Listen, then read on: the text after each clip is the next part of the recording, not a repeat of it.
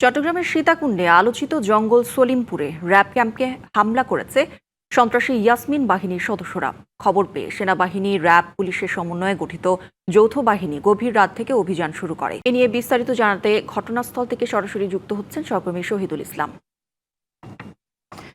শহীদুল, র্যাবের ক্যাম্পে সন্ত্রাসীদের হামলা, এখন কি পরিস্থিতি বিরাজমান জানাবেন আমাদের। জঙ্গল সলিমপুরটা আসলে সন্ত্রাসীদের অভয়ারণ্য হিসেবে পরিচিত, আমরা যতটুকু জানি। তবে গতকাল যেটা হলো, গতকাল রাত এখানে যে র্যাবের যে অস্থায়ী ক্যাম্প, যেটা আসলে 31শে মে হচ্ছে স্বরাষ্ট্রমন্ত্রী উদ্বোধন করা কথা ছিল, যেটা এই এলাকাটিকে অপরাধমুক্ত করার জন্য সেই অস্থায়ী ক্যাম্পগুলো আসলে পূর্ণমাত্রায় ক্যাম্প হিসেবে 31শে মে স্বরাষ্ট্রমন্ত্রীর উদ্বোধন করার কথা ছিল। সেই ক্যাম্পটি আসলে সন্ত্রাসীরা ভারী অস্ত্রশস্ত্রে সজ্জিত হয়ে আসলে রাতেই আসলে গুটিয়ে দিয়েছে। এবং আপনি দেখতেই পাচ্ছেন যে আলীনগর এলাকায় যাওয়ার যে রাস্তা, সেই রাস্তার যে এই পয়েন্টে সেটা বুলডোজার দিয়ে আসলে কেটে দিয়েছে এখানকার যে সন্ত্রাসী বাহিনী, যাতে করে আসলে আইন শৃঙ্খলা বাহিনীর সদস্যরা সঠিক সময়ে সেখানে যেতে না পারে এবং তাদের গ্রেপ্তারে অভিযান যাতে না চালাইতে পারে।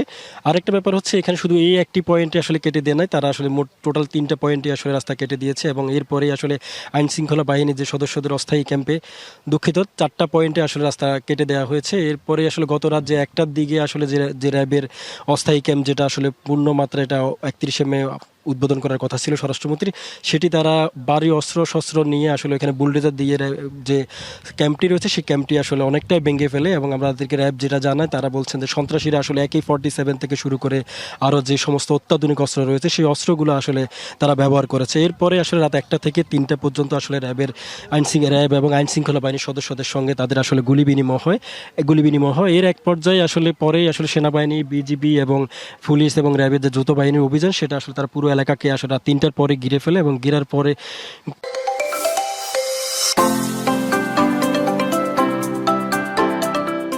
পরেই থেকে তারা আসলে অভিযানে নামে এবং অভিযানে নেমে তারা আসলে প্রায় 15 থেকে 20 জন সদস্যকে তারা আসলে আটক করেছে।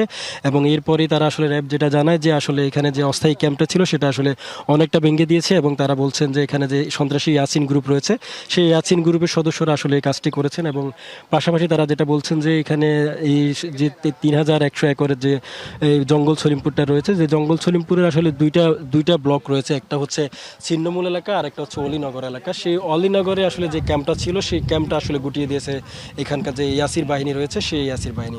তবে সব মিলে র্যাব যেটা বলছে, সন্ত্রাসী ইয়াসির বাহিনীর প্রধান যে ইয়াসির, তাকে গ্রেপ্তারে তারা আসলে সর্বাত্মক চেষ্টা করছে এবং অভিযান অব্যাহত আছে। এই ছিল চট্টগ্রামের জঙ্গল সলিমপুর থেকে আমার কাছে দেখা সবশেষ খবরাখবর। শহীদুল, ধন্যবাদ আপনাকে।